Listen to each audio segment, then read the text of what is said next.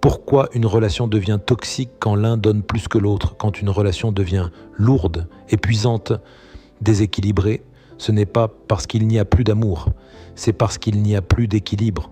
Dans beaucoup de couples, au début, tout semble normal. On donne, on s'investit, on fait des efforts, mais à un moment, sans même s'en rendre compte, l'un commence à donner plus et l'autre commence à recevoir sans rendre. Et c'est là que la relation bascule.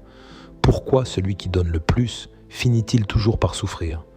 Parce qu'en donnant trop, il envoie un message inconscient. J'ai besoin de toi pour aller bien. Ce message crée une pression invisible. Celui qui reçoit ressent cette attente, même sans pouvoir l'expliquer. Il se ferme, il prend de la distance. Parfois, il devient froid, parfois agressif. Plus tu donnes, plus l'autre recule. Plus tu t'accroches, plus la relation devient toxique. Ce n'est pas une question de faute. C'est une dynamique énergétique et émotionnelle. Dans ce type de relation, le lien n'est pas mauvais, il est déséquilibré. Et tant que cet équilibre n'est pas restauré, les discussions, les promesses, les efforts conscients ne font qu'aggraver la situation. C'est précisément là qu'intervient le travail de Nathaniel. Son approche ne consiste pas à forcer l'autre à revenir, ni à culpabiliser qui que ce soit.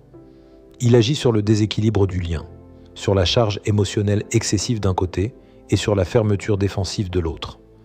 Quand cet équilibre est réajusté, la relation cesse d'être toxique, la tension retombe, la dynamique change. Souvent, c'est à ce moment-là que l'autre recommence à s'ouvrir, pas parce qu'on l'a supplié, mais parce que le lien redevient respirable. À retenir, ce n'est pas aimer trop qui détruit une relation, c'est aimer sans équilibre.